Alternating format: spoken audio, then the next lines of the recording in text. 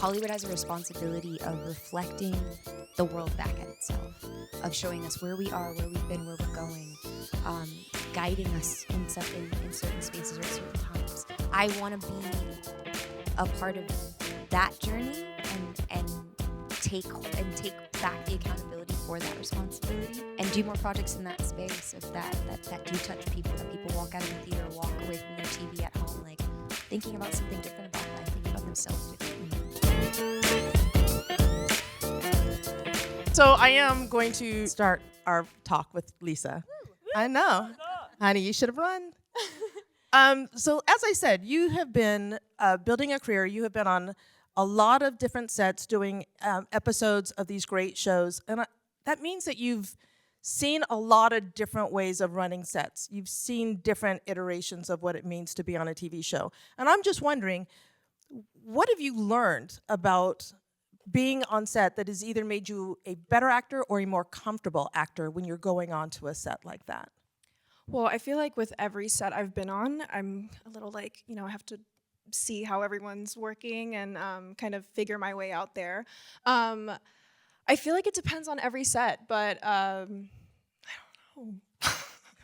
I mean, honestly, are you just looking for crafty? Because that's what I would do. No, I am always looking for crafty, but honestly, my favorite room is the green room where I get to hang out with all my cast. I mean, I think that's kind of it, isn't it? Like just getting the feel for how everybody interacts. Yeah. And if they're warm, then you can be warm. If they're all kind of doing their own thing, then you kind of Well, adjust. honestly, I've been really lucky. I've never had a bad experience on set. I've always been super close to my castmates. Some of them are sitting right there.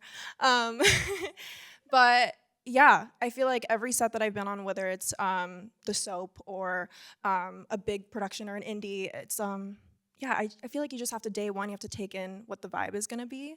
And yeah. I think I think that's beautiful because it really means you're observant and you fit in by just understanding the vibe. Yeah. And so I think it's important. I know that we have probably a ton of actors out there who are kind of going into this world, and that's it. Every place feels different and every place feels a little uncomfortable when you're walking in. It's like the first day of school.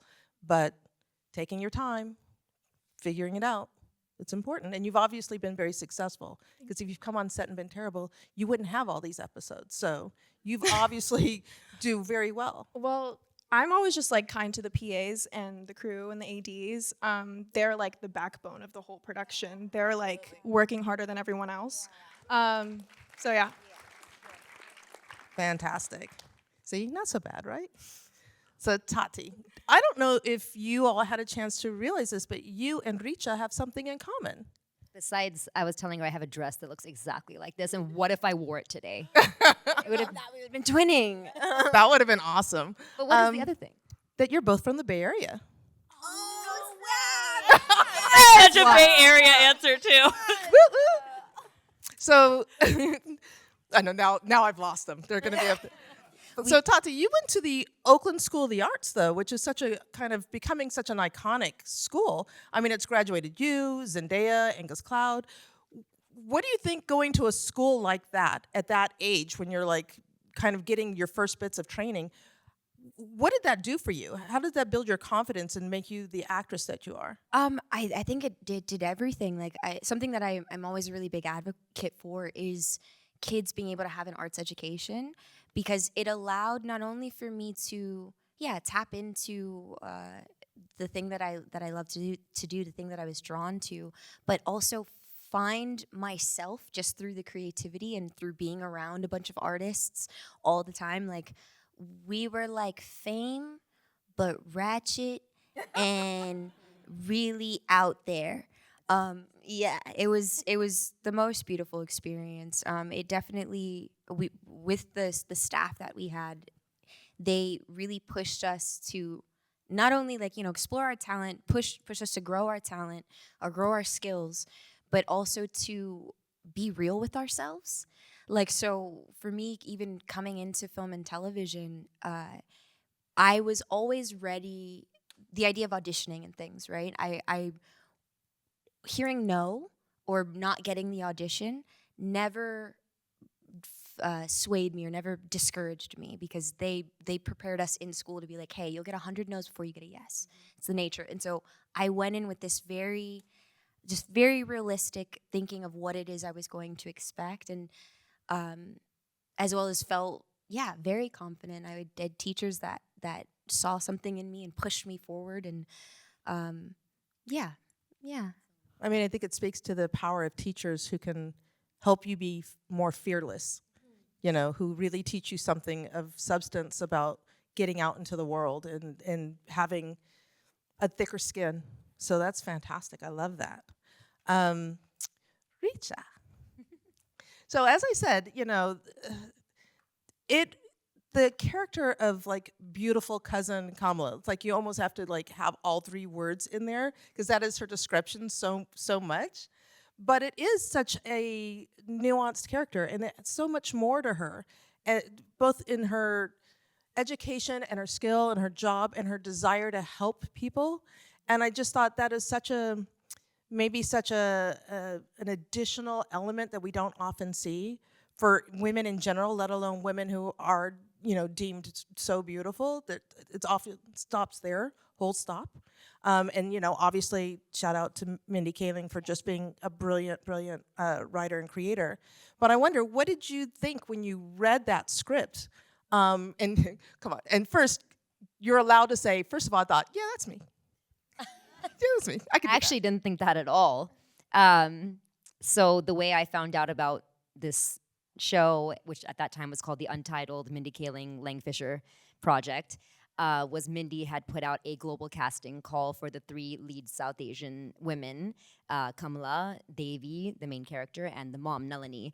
And every single South Asian human being that I know auditioned for this show, whether they were an actor or not, whether they lived in the US or not.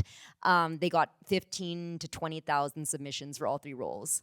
And I was probably one of the last people to tape because I was just like, there's no way I'm going to get, this is my first time ever being a series regular on a show. So I had only done, small co-stars and guest stars before that for 10 years. So I didn't think that I was going to get it. So I was like, there's no point. It's just going to go into a black hole if I send in this tape. But something told me, okay, maybe you know what? You should send a tape in. So finally I did. And I was shocked when they called me in for, I think it was straight to test actually, with Mindy and the director. But at that time I had only received the first episode. And to me, even more than the character, it was the entire, everything about it screamed at me. I was like, this is the first show that centers not just one, but multiple South Asian characters in the diaspora. It's not about characters in India. Like, it's characters here who live in this country just like I do. And we've never had a show like that that's been mainstream. And I was like, I have to do this. This has always been on my vision board. This is what I want to do as an artist, is to be a part of, shifting the needle for representation. So I didn't know much about the character until I actually got the role and got more scripts, but I knew I had to do it. That's amazing. That's beautiful. I think that there is such a powerful lesson about not saying no to yourself. Like, Hollywood is more than capable of saying no to people. Yes. So you don't have to do their job for them. So, try for everything. They're not shy. If it doesn't work, they'll tell you. Well, I did it again when Fargo came around. My manager, who's in the audience right now, he sent me the tape, and I was like, there's no way they're going to cast me in this role. I'm not doing it. And he was like, there's no way you're passing on this audition. So I did it just so he wouldn't fire me, to be honest. And then, well done. So lesson learned again. That's fantastic. Well, we learn those lessons until we get them. I think you've got it now. Okay, so Mayan. So you have this amazing show, but how did the germ of it come together? Like, I heard that it had something very special to do with social media. Yes. Can you tell the story? We are the first television show to be ever derived from a TikTok. Yeah. Yes. Oh, wow. Yeah, it was, I had just graduated Second City. I was in the conservatory program, and I moved back in 2019. Back here from Chicago, and the pandemic happened. And a little bit of my history, my father, but my parents had a very public divorce, and my father was unfaithful to my mother, and it was very public. And so that's something that's kind of followed my family. And my parents hadn't really spoken in 10 years. And so really, quarantine was the first time that we were really together in 10 years. And what I've loved as an artist and a comedian is hearing people's stories, because I think that there's some things in life that you can't write. And I love hearing people's stories and connecting. And I think that's what drove me to social media, that at least that was an outlet where I could connect with people in a time where everyone was stuck inside. And I was with my parents, and I was just watching them that, you know, they still have 20 years of history. They were still married, and my mom was still trying to pop a zit on my dad's nose, and, you know. And so I just thought, you know what, I had that also, like a gut feeling, and I was like, you know what, let me just film this. And I posted it, and the first one got like 16 million views overnight. And people were commenting like, oh my God, this is my mom and dad, and oh, my parents would never do this. And it was causing a conversation.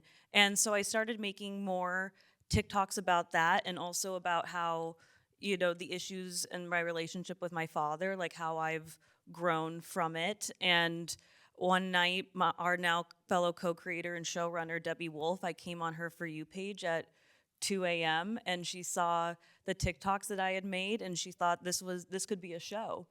And if that taught me anything, was that you have to hold on to a good idea. Like, you think of some of these ideas and you think, oh, I'll make that someday. Like, she got into a meeting, we all got together, and because she was at 3 Arts, and it just happened. It was very kismet how it happened. And now we're going on to our 3rd season, and we're the only show that is a majority Latino cast on television. And so it's like very, and if I didn't click that button, you know, it's like my whole life wouldn't have been here. And I feel so grateful that I get to create something, because it's loosely based on my real life relationship with my dad. So it has to deal with reconnection. And I always have to remind people it's a comedy, but it's a lot of sitcom. We talk about real issues of alcoholism, mental health, and through these characters, we're able to tell these stories and we're healing through laughter. I mean, it's beautiful, and obviously, the universality of it is there. That's what, you know, so many people can relate to, either all of it or to parts of it. Yeah, we're not and then to just a see it Latino displayed. family. It's a family. As a family, and to be able to find like humor in it, to find the ironic pieces of it, just makes it a little bit easier for everybody to kind of say, yeah, that's my crazy situation too. And it just makes it a little less painful, maybe. Yes, absolutely. It's been very cathartic. And because I'm playing a version of myself. And so there were some times where my character would be having a conversation with her George, and because my character's name is Mayan, and we would be having a conversation that I never had with him in real life, and I'm having it with him on camera. I've stumped my psychiatrist. But I think that's what makes it so wonderful. It hasn't always been easy, but it's helped me, and it's helped people. I've gotten messages from fans saying I lost my father, and through Mayan and George's relationship, I've been able to heal. So it's, you know, not every family situation you can reconnect with that family member, but you can, and I feel like in all art, you can pick what you can relate to. And I think that's what I love about the form and the art that we all choose to create, or we do create, is that you can find yourself, and it's all a great connector. That's amazing. And, you know, the power of what we do is so important for just these kinds of reasons. So don't let anybody convince you that it's not important. It is. So, James, So, you are like a true kind of child actor, and I'm curious, you know, having that experience of coming up and being a series regular and coming, you know, into this industry, what are the lessons that you learned as a child that you still keep with you as an adult? Like, what did it teach you? Yeah, thank you. So for me, it was, so my experience is kind of like, it's very unique. I have a physical disability called spinal muscular atrophy type 3. I didn't know I was disabled until I was like almost 15. And so up until that point, I lived my life as like a non-disabled person. And so when I was acting and stuff, you know, as a kid, I was not aware of my disability. And so I'd be like running around on set and doing all those things, and like my disability was there. I'd fall down and stuff. I didn't really know, and so that all that is to say, that's like I had to really kind of adjust over time with that. But like I did learn some really good skills in terms of like patience, really, really listening, memorization, all of those things. I think being kind to people, that really, really helped. Like absorbing, your surroundings and all those things. I think those really helped. And all that really did in turn, like my experience as a child actor, like really helped me adjust to my disabled life, when I turned 15, because I had to learn patience and all those things. And so it was just a really, really unique experience that I think it really, really prepared me for life. And then, as an adult now, for disabled actors, like the roles are very, very few and far in between. And so I have to be very patient with that, because I'm only getting sent out pretty much for disabled roles, and it can go so long, without an audition. But I really have to, again, lean on like kindness, understanding, and also too, like really, really asking for help. I had to do that, because like my mom or my dad wasn't around on set. I kind of had to get by and like do that. So I think all that stuff prepared me for life as a disabled adult. But then all those skills really have transferred, into acting, because I always try to bring like yourself and the life experience, to the role. And I think that has really, really, it's really, really served me well, because I feel like I can go pretty deep, because I've had to deal with a lot of serious issues throughout my life. So, Yeah, I'm curious. You didn't know until you were 15, but did your family know? no, they, so my type, there are various types of SMA. 1 and 2 are actually like they affect people more. And so those are like, that's like the #1 genetic killer of infants, statistically. And so with my type though, the onset is typically not until you're like hitting puberty and, kind of like your growth spurt and stuff. And so I would trip and fall when I was a kid. I ran much slower than everyone else, but they thought it was because I had really severe asthma, thought it was because of that. And then when I started to grow, I grew like 6 inches in one summer, and I started to fall a lot. And that's what kind of was like, oh, something is, different about our son. And so then that prompted the experience. But it's pretty cool, because not cool that I have a disability. I mean, I'm fine with having a disability. It's part of my life. Proud to be disabled, whatever. But it's really interesting, because I was a child actor. I can look back and see like my body and how it's changed. Like I can't remember running as a kid. I can't remember getting up without help, and being able to like look back at commercials in the show. It's really cool, because I can see like my body, and I like my brain just can't remember it. So I'm actually very grateful, for that experience. That's amazing. You have a living history for it. Yeah. Okay, we're gonna stop going in order now. I can't. The first you have to go in order, just to make sure everybody gets in there. So I'm gonna come back to you, Tati, because I'm very curious. As I said, I saw you on doing Uncharted, and now you're doing Mortal Kombat, and I'm really curious about the physicality of it. And what kind of training have you had to do to get ready for kind of these physical roles? So I am really grateful. So I'm a black belt in karate. I did karate for 12 years. It was a huge part of my upbringing and childhood. Like that taught me more life lessons than anything. But walking into Uncharted, I was so excited, because I had been waiting for the moment, and I'd done a little bit in the shows that I had done, but I'd been waiting for the moment to be able to use the karate. So excited, and I did all of my own stunts. I was like, yes. So with that, and like with Uncharted in particular, to the stunt team on that really trusted me. Once I showed them a little bit of what I can do, they're like, oh, okay, like she's fine, she can do it. And so it wasn't a lot of training that necessarily had to go into that. But then for Mortal, and particularly for my character, I play Jade. Jade is known for having this bow staff. I had done weapons growing up doing karate. I worked with a bow staff. But Chinese bow staff is different than Japanese bow staff, and I had to learn the Chinese style, which was very interesting and very humbling for me. Because I grew up an athlete, I played basketball as well, and I have a very competitive nature, especially with myself. I very much, it was a what's the word? Basically, it was just like trying to unlearn to relearn, like get out of like my muscle memory of what it wanted to do, and like. But I appreciated the challenge. Like I have always said, like through life, I want to continue growing at any and every space. I want to be challenged by the things that I didn't even know I could be challenged by, because I feel like that's when you're not growing, you're dying. So I want to always continue to grow in every space and facet, and so. With doing the physical and the stunting with both these projects, it definitely pushed a new bound for me and a new understanding of what I could do.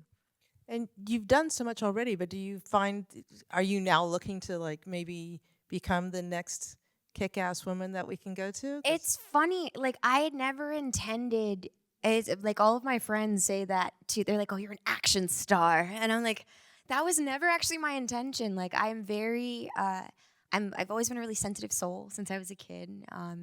So I really connect to doing drama. That's where I feel like I thrive the most. And so if I continue to do the action thing, like it would definitely be fun. It's definitely something I would look to. But I actually want to lean more into doing drama, doing more indies, doing things that are grounded and have a message, because I think that Hollywood has a responsibility of reflecting the world back at itself, of showing us where we are, where we've been, where we're going, guiding us in certain spaces or at certain times of where we should go next. So I want to be a part of that journey and take back the accountability for that responsibility. And do more projects in that space of that do touch people, that people walk out of a theater or walk away from their TV at home, like thinking about something different about life, thinking about themselves differently. Yeah. I think it's a lovely growth of humanity as actors experience it. I think that's wonderful. So yeah, I mean, I'd still like to see you kick a few. I got you. Like I would still like to kick a few. I would definitely still like to kick a few. But And in the right indie drama, you never know. It could just come up. let's put it all together. Let's put it all together. I think it's wonderful, though. Thank you so much. Mayan, I wanted to ask you a question because you mentioned earlier that you had trained at Second City, and I know that you studied performance at Columbia College in Chicago as well. So having had that kind of experience of going to school and really kind of learning this, when did you feel confident in your sense of comedy? You know, I probably like everyone that at a young age I was drawn to performing. I feel like I was always that kid that got in trouble in school because I would think of something in my head. Like I kind of inherited being very quick and just kind of saying something, and I would get in trouble.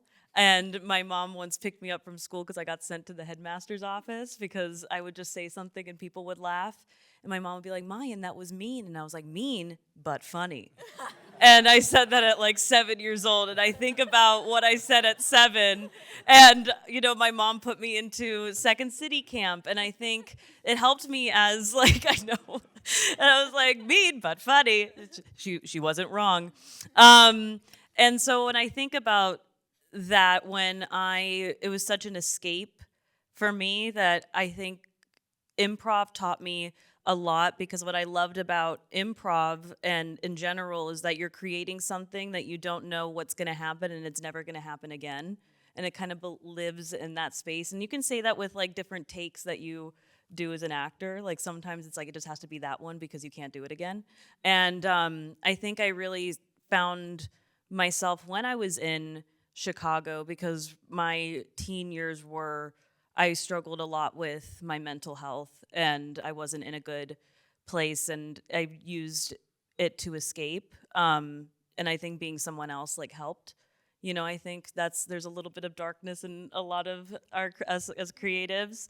But I think when I really got to Chicago and I kind of popped the bubble, I say, of being in LA and being in my own, and I was in a place where I could make those mistakes and really stand on my own 2 feet. And I think really doing this show, I came from like having my own education, but then I was a number 2 on a sitcom, and I'd never done sitcom before, but we perform in front of a live audience every week, which I absolutely love because it's like putting on a play every week. And so sometimes, like, you'll practice something in rehearsal and then they'll laugh and we're like, oh, that wasn't funny, but okay, or I'm like, no, you're gonna laugh when I want you to laugh. So that kind of became going back, but I think this has proved to me like the strength and the resilience of, I think, actors is that you hear no so much, but with those little wins, you keep proving to yourself again and again that, I've survived 100% of my worst days. And so, I can keep going and it's not as hard as like the things that I've had to go through before. So I think really in my early 20s, it kind of helped like solidify, but I always believed in myself because I think having a famous father, I hear Nepo baby, I own that I am very lucky, but I got blackballed a lot in college because they were saying, oh, you're going to make it. And I was like, I have to work harder to prove that I'm not like what you think that I'm going to be.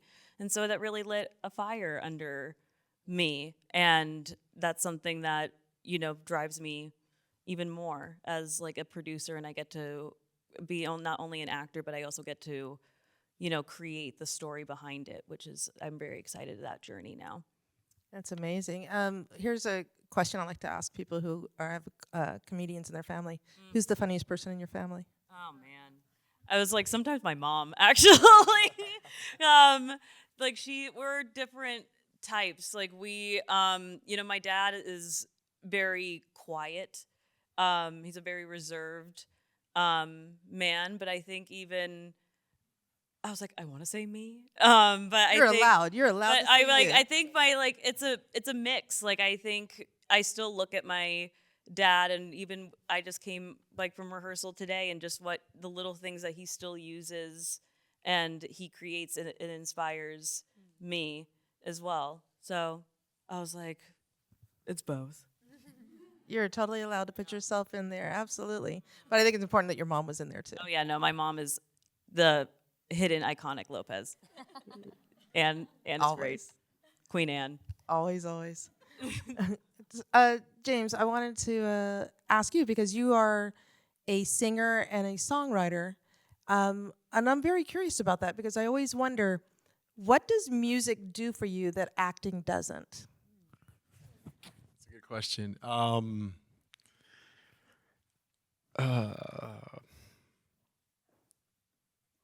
I think music for me, I think what it does, I know exactly what it does. It lets me like be very specific and express myself in a specific way. Whereas like acting, you can express yourself and all that stuff, but it's, it's scripted and those aren't your words all the time. Music allows me to say like exactly what I'm feeling and is on my mind. So I really do appreciate that. I love both. Like, I love doing all the artistic, expressive things. And like some days I'm feeling something more than, one day it's like, I want to act today. And then maybe the next day it's like music, but music gives me that like specificity and, to be like, here's me, for real today. So. That's amazing. I actually think that's a perfect answer, that it allows you to just be you in that moment in your most authentic self. Although for me, that's driving when I'm cursing. Yes. I'm like, That's everyone's most I was authentic. like, and then I have to look around to see who's looking at me and go, I'm sorry, I know. But I love that. So I think that's just a beautiful answer to me. Richa, so you went on to a TV show that is both well-known and iconic, and yet a whole new cast every time. So what was it like, though? I mean, you're still as you said, relatively new to taking lead roles. What was it like to walk onto the set of Fargo and be such a pivotal character surrounded by all these amazing actors as well? Like, what did it feel like? It was terrifying. Part of the reason I didn't even want to audition for it. I was really, really nervous. I was so nervous that as soon as I found out I got the role and couldn't believe it, I immediately asked my team if they could help me get a coffee meeting with Allison Tolman, who was the police officer from the first season, just so I could pick her brain and ask her for any advice she could give me to make me have less imposter syndrome. And she so graciously did meet with me. We had a little cute coffee date, and she gave me so much confidence and great places to eat in Calgary and places to stay warm in Calgary. But yes, walking onto set, I still remember that first day and seeing these legends who I have looked up to forever and just never imagined that I would be on a set with. And also coming off of Never Have I Ever, where it really felt like home. I'd been on that show for 4 years, and I was a lead on that show, and everybody around me was brown, and it just felt like I was with family all the time. And then, like you said, it's first day of school, and I'm the only brown person this time, and it's all these really famous veteran actors and me. And it was, I'm so incredibly grateful for the opportunity, and I learned so much working on that show and with every single person, both in front of and behind the camera, because as we know, the crew, and especially the crew of Fargo, because the cast is different every single time, but the crew has been there the entire time for all of the seasons. So I learned so much from them. I would ask them, like, what did actors do in the previous seasons? And they were so helpful and insightful. And then, of course, working with Noah Hawley, the creator and the mastermind behind all of it, is something that those lessons will stay with me forever.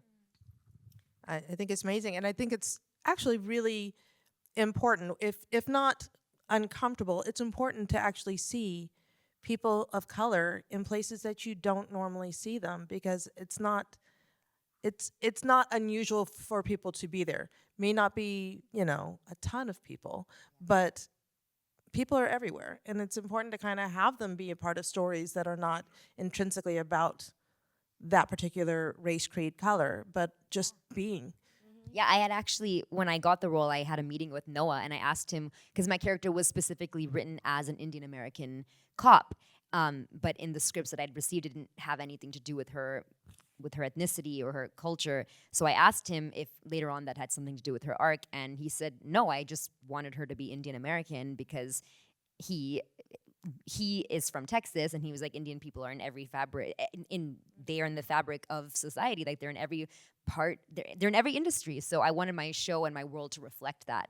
And I loved that because it was one of the first times that I was given an opportunity and even just to see a character that could just exist as a brown person in America and not be defined by that, but also it's never erased. She does have an Indian name. She is referred to as an Indian woman. And to me, that's revolutionary. It is. Thank you. And she has a Minnesota accent. Yes.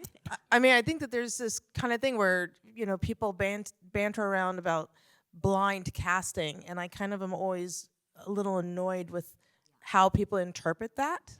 But that's the best way of doing it, where she just is. It's not a crutch, it's not a use, but she exists, as people do, shockingly enough, everywhere we go. So I love that. I just think that's fantastic. Talk about the Minnesota accent. How was that to do? It was so fun, Yeah! It's kind of stayed with me. It still comes out in auditions all the time. We got to work with the incredible dialect coach who has worked with all the actors since the movie. So she's the same person who trained Frances McDormand and all the movie actors and all the actors from the previous seasons. She's so incredible, and I worked with her throughout the entire 6 months of shooting.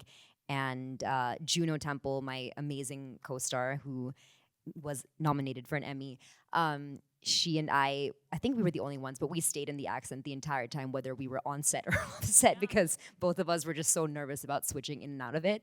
So it was so fun because our entire relationship for those 6 months, even when we would just hang out, was us talking in a Minnesota accent. And then now when I see her at all these awards events, she's got a British accent. I have not a Minnesota accent, and it's just like, who are you? It's like you're repeating each other every time you see it. It's like, oh, that's right.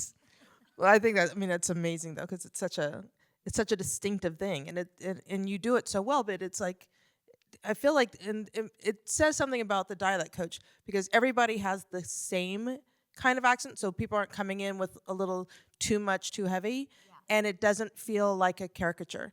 It doesn't go so heavy that you're like, oh, they're doing Minnesota. You know, like there's a point where people can get overly. Yeah, and I think with some characters, it was a discussion. Some people would have more of an accent. Mine was our choice was always for my character to be one of the most grounded characters in the season, that she's not somebody who's over the top. And so that was always the intention, was for my accent to be very realistic and not caricature-y at all. You did a very fine job. Oh, thank you. So, it hasn't been that bad sitting next to me, right? So now you're on the hot seat again. It's taken a minute. So I want you to talk, if you could, about moving from, like, you've done television, you did film, and that has a very particular pace of it, and then going to a soap opera, which has a very different feel and pace.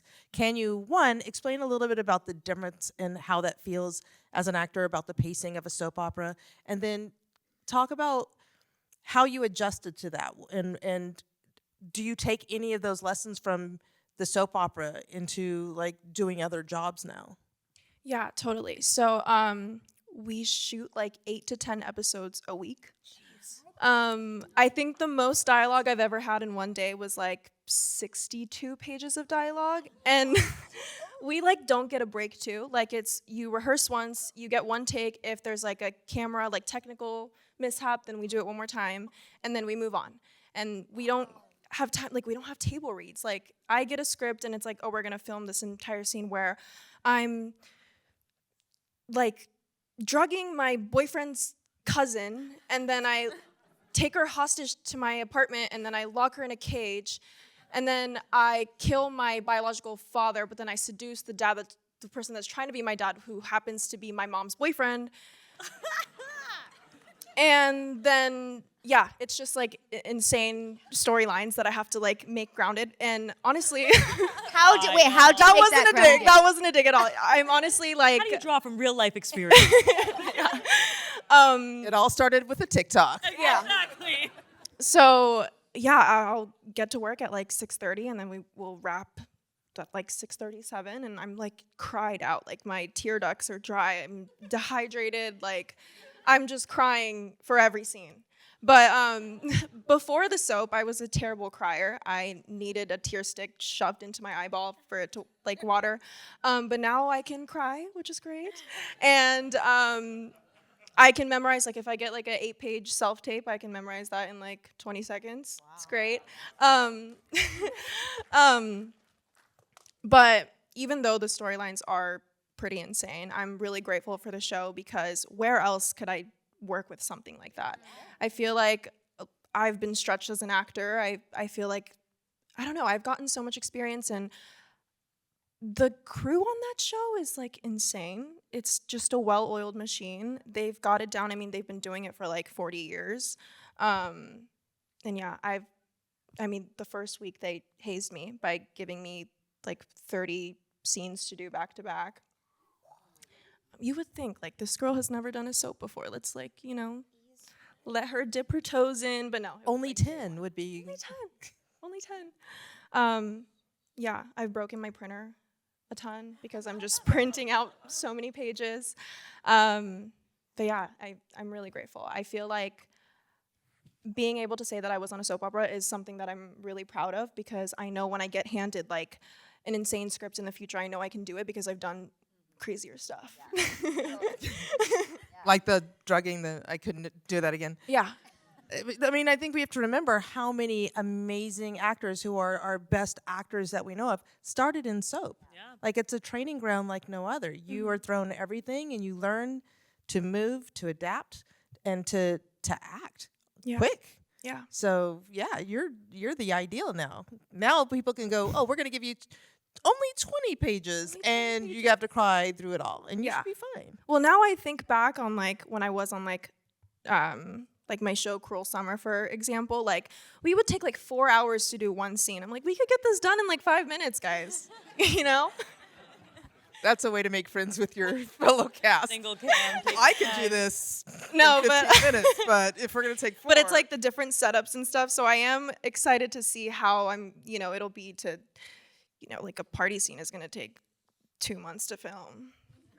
yeah, it is a strange thing, isn't Yeah. it? Where you're like, oh, we did that for 20 months. I've been It's saying the same about lines for the 90 past 8 seconds in hours. the show, and Yeah. now I feel completely angry. Yeah. So I'm curious, as for everybody, how many of you are expanding your skill set and wanting to do other things, be it writing, directing, producing? Obviously, Mayan. Tati, great. I mean, I think it's such an interesting thing. And James, I saw you down there. He was like very casual. It's an interesting thing because as actors, it is so hard to wait. Like, James talked about having patience because there's only so many projects that are going to come his way. But then also the power is in creating what you want to see. Yeah. Be it as a writer or as a producer or director. I mean, I love a producer because I'm a terrible writer, but I am a good producer. And I think that there's so much power in it. Especially post-strike. Yeah. Well, Especially, they're right now waiting for the industry to creak back into motion has been very hard. And certainly, as this is like the new wave and you guys are considered kind of on the upside of up and coming or on the coming side of up and coming. I don't know how that works. But it As long is as we're not on the downside. yeah, as long as it's not down, we're good. But this is a tumultuous time in the industry. So what are you doing with your time? Like, as we're trying to figure it out, what keeps you grounded, and what gives you something to hold on to while we're all waiting for things to move forward? You don't have to go first, Lisa, if you don't want to. We'll make No, I was Tati gonna do say it. it's a little like self-deprecating, but it's really nice to have fellow actors that are going through the same thing. So I'm like, oh, I haven't had a self-tape in like a month. You didn't either, so it's fine. We're in it together. I mean, not for nothing, but whenever somebody's like, I've had 50 things, and you're like, no, I haven't had one, that's a different kind of pain. Right. That's True. a different. But yeah, everybody feels it, and I think that makes us all kind of, the same kind of bedfellows. We all understand the pain. We understand where everybody is, and I think it creates a different kind of strong community. Going through fire together makes a difference. So, but yeah, I think that's good. For me, like I just finished my year of work. I've been grateful that I have been able to work through this year, and I am now focusing on. There's a few projects that I am looking to produce. I really want to be able to write, but I can't write yet. I can do an amazing treatment and an outline, but I can't write a script yet. But yeah, so I'm taking the time now to dive into my personal projects and the things that the messages and stories that I want to push forward. And I'm happy that I finally have that time because I feel like I've been looking to produce since I started, but it's been more so in the last 2 years of really like getting down into it, trying to understand the business from that perspective because it's a whole different beast. And I'm like, okay, cool, I'm adulting, I'm growing up, I'm learning things. So yeah, focusing that way and yeah, like you said, trying to take the power back into my own hands. Like my dad wanted to be a filmmaker. He's where I sort of got the bug of storytelling from. And he always pushed me as a kid. Like he wanted me to make my own like home movies all the time. And I was like, Daddy, you don't know. No, like he's like, I'm telling you, like make opportunities for yourself. And it wasn't until I got into my like sort of teens and early 20s, I was like, oh, now I understand why he was trying to push me to do that. So I'm very grateful to have that power now, and to contribute, like Richa was saying, into the new wave, the new conversation, to create more diverse stories, to create more effortlessly diverse stories. I had a conversation with somebody about this today. This idea of, like, we as people of color don't, like, life is effortlessly diverse. We don't need to put a term on it. This is what, like, we're living, we're being, we're here. And so wanting to be a part of that, and write stories that reflect that, and that push that forward, to remind the world that, like, life has always looked like this. This is not new. Just because it's what you saw on TV doesn't mean that that's what reality was. Sorry, I feel like I've gone on a whole tangent. No. I think it's an important one to talk about, though, because I think people wonder, why. But I often say, like, if anybody here walked into a room and there were 30 people who looked just like them, you would actually be a little freaked out. Right. Like, and I always say it's like the children of the corn syndrome, where you're like, whoa, wait a minute, what just happened here? And so we want to have that kind of texture of anything. So sometimes I think people just need to be reminded that it's like, if you went outside, it would look different. So I think it's a good tantrum to be on. Richa. I'm kind of in the exact same boat as Tati. I'm very grateful that I was able to work on something this year, which I'm not allowed to announce. But it's really exciting, and I can't wait till I can announce it. But since I've been finished with that, and even since before that, producing is also something that I have always wanted to do. And for me as a South Asian artist, specifically telling stories that reflect my culture and my people, and diversifying what it looks like and what it means to be a South Asian person in this country. I also am not a writer, but I am very clear about the types of stories that I want to see and the types of stories that I want to tell and to be a part of. And I'm very, very picky, even as an actor, choosing projects. And also, as Tati had said earlier, my passion has always been being a part of projects that not only entertain, but that do have a message, and that do something good in this world, because we need that. And Hollywood does have that power and that responsibility, and stories do create change, and they do help to bring more joy and understanding into this world. So that is all my intention as a producer and as an actor. It's a fantastic intention. Thank you. Mayan, do you want? You don't have to. We know you're creating. Yeah, I'm currently creating. But that's also a different thing now, with it being uncertain, is that, well, I feel like I'm very grateful for my set, because we're all extremely collaborative, and NBC really allows us to tell our stories. We really don't get a lot of, like, really at all, like, you can't talk about that, or you can't, which I think that is, like, rare, and I feel very grateful for that. But I think it does that, also that uncertainty of doing more. I think it, especially being a show of color, reaching a third season, you can feel confident that you're doing a good job. But when I heard that, I just sobbed, because it meant so much from, the community, that, oh, we're reaching a third. And so I think about that every day when I go to work, is that I'm doing this for, it drives me. I think when I do the stories, I always try to create more of, like, finding the heart and finding more of the comedy.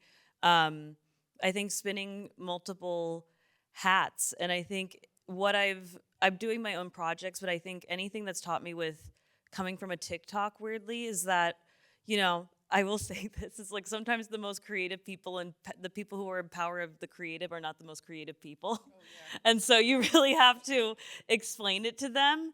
And I think I have a project now that I did a voiceover for an audiobook on Audible, and the people that I worked with, they were like, oh, if you ever have a script and you want to have it be a teleplay, and so you can hear the dialogue, like, let us know. And that gave me an idea of like, oh, what if I have a show that I want to pitch and I have like a segment of like actors like doing the actual dialogue, and I send that or play that when I'm in the pitch, creating another 3-dimensional element that really, because when I sold, our show, I had the videos and I had the numbers, and for, a big conglomerate, you could see the numbers and things because it's still show business as well. And so I think that has helped me be like, oh, in this uncertain time, like adding something different and really creating that medium. So that's something that I'm kind of playing with now. I've also like I was a guest judge on RuPaul's Drag Race. Okay. So That's okay. Yeah, there you go. Yes, like dreams. So I'm trying to like expand as well of just putting myself out there as, I'm taking every, opportunity and just being, grateful. I was gonna ask, like, how do you refill your energy bucket? How do you kind of refill your soul? But then I was like, RuPaul's Drag Race, Yes. totally do it. Like that, just the joy of that and the fun the of joy, that. and you have to find, those moments. Like I think I even after a live show, I was in my dressing room and I just started, crying, just because it can be so, overwhelming. And I think sometimes you get lost in the machine. Yeah. Sometimes where you just kind of have to take a moment. Like I just had to get trigger shot injections in my shoulders because my muscles were so tense that there was giving me a headache. Like you have to take care, of yourself. Yeah, Awesome. so important. Do you want to add? To add to that, like I have also been taking a lot of time to like live, like just live, just be like, because sometimes I think the question of always, oh, what are you doing next? Yeah. What's like, Yes. that also pushes the stress and pushes this really unhealthy mentality that I think that a lot of us as actors can get of like, I'm never gonna work again. Like, which is not fair. It's like, no, you're still talented. You're still like, Yes. and you can go out and be a human and just be in the world for a second. Yeah, recharge yourself, rejuvenate. Like I've been traveling like between, and I'm sure my team is so frustrated over it, but all year in between every little, I would take a week here and go over there and do this because I'm like, it's, if, especially us as actors, if we don't live, if we're not in the world, how can we even do our jobs? How can we do our jobs authentically? Right. If we, it's, we have nothing to work from. So yeah, like I The other weekend, I just had to see the ocean. Yeah. Like I just drove to like Laguna, and I just had to see the ocean, and even that was something close that like it doesn't have to, just like little things for yourself. yeah. I'm driving to Utah with my husband next week just to see the fall colors. It's like, Nice. Live your life. Live your life. right, James? Right, James? Do you want to join in on the? Is it which question are we on now? Well, you We can just answer talking. any of them, but you can answer like, how do you keep your mental and physical bucket filled? How do you kind of keep yourself healthy and strong? Yeah, therapy weekly with my my Yes. trusty therapist helps me a ton, so that's good. My mom calls me a lot. Talk to her. That's fun. It's not fun. Just kidding. And so that's like the She won't mental see health this. stuff. For me, physically, I do like physical therapy. For me, if I exert myself too much, I get like really tired and sore. That will come like, in its time. It's not like an everyday thing, but my physical therapist is like the rest is as important as the like doing. So I definitely, take my time off to like rest my body. I travel a lot, and that's pretty hard on my body, and so I just know to like do this work and stuff. It requires like a lot of rest and relaxation for me personally, and so I definitely do that. But I do, like it does. Exercise also has a great benefit for me as well. So it's just like a balance, I think. But I do that. I also love to drive to like the ocean. I go to a park all the time, like and just like drink tea and do those things. So whatever you got to do. Little pockets of peace. Yeah, I think a lot of it is listening to your body and your own sense of health and knowing when you are overextending, when you need a moment, even if it's just to steal away and drive, just get away from whatever is stressing you and take a moment. Otherwise, it gets to be too much. You guys have such like healthy ways to like. For me, I it's mean, I have my unhealthy ones too. I mean, like I go like you guys see the ocean. I just want to lay in my bed and like my daily step count is like 7 steps. I order DoorDash. I doom scroll on TikTok. Like I'm I just think like we all switching do between that. apps. We're not That's, always like, going to the 'cause I ocean or feel to like Utah. going to the ocean is like work for me. True. It's like you forget about it. That requires driving and being in traffic. So If you truly knew how many times my like fitness thing said, you didn't close your ring today, Darrien, and how many times I have cursed at my phone, like, leave me alone. You don't know my life. You don't know what Yeah. I'm doing. So yeah, I think not taking a lot of steps is just as much self-care Yeah. as jogging. Like but I sometimes should you, start jogging. I don't know. There's also like it's a, I don't like a know. do nothing day. Yeah. So like Yeah. do absolutely nothing. Yeah. Yeah. So good. I mean, like, I feel like whenever people say, oh, I rot in bed today, I'm like, but you didn't rot in your bed like I rot in I my rotted. bed. It's a competitive sport. She's It like, is. I did not roll over for 2 hours. Literally. How dare you? And I think that's an I don't necessarily want to end on that because I think that's odd. Ah! We're almost out of time, but I was like, rot in bed. No, we're gonna just Self-care. self-care. Any form. It's self-care.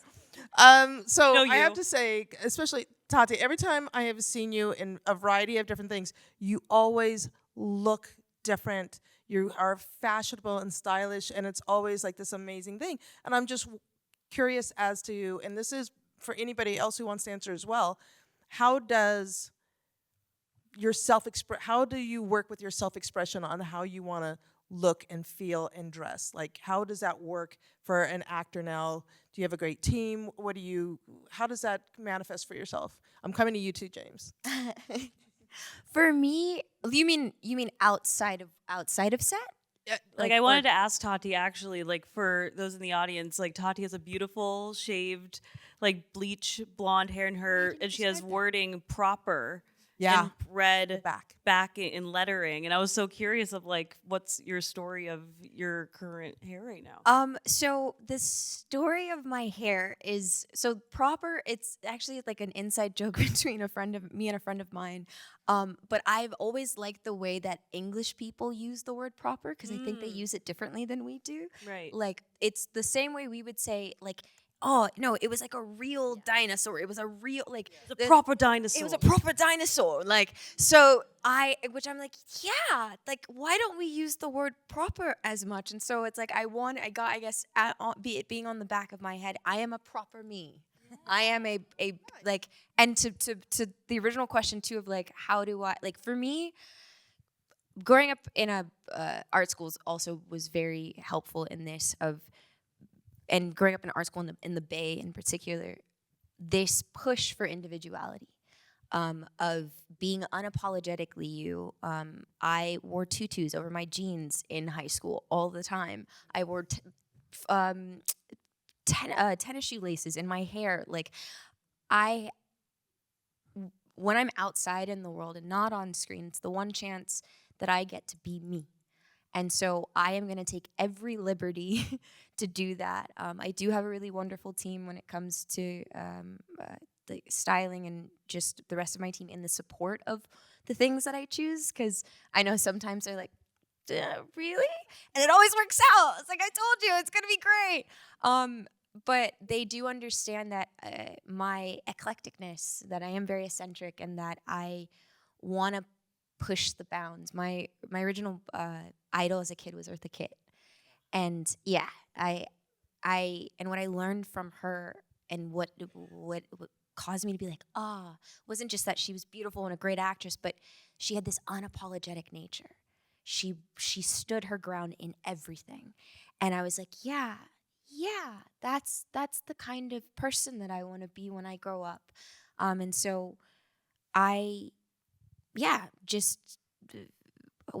when you walk up on somebody, like the way that they present, like it's the first way you're meeting them. It's the first thing that you kind of get a discernment of, like, of who they are. And so if I'm literally wearing my heart on my sleeve, I'm a very colorful person. So that's like why I chose these pants today. Cause like, I'm like, yeah, this is me. Like, before you speak to me, you're gonna get some semblance of who and what I am, of what I stand for. So yeah. I do love the form of self-expression of it all. That is just like exudes. It's your calling card before people have actually heard your voice. Is that it sets a tone, and it can really help shape their understanding of you. And so I love how kind of boldly you go into it. Thank you. So that people can just be like, well, You're gonna get what you're gonna get. you're gonna. This me, y'all. And I just wanted to say too, like, I also do the same thing for my characters. All of my characters look different because for the same reason of, oh no, they're not me. They're themselves, and I want to figure out what that is, and for whatever person is able to resonate with them, each of them is going to stand alone. Yeah. Oh, I love it.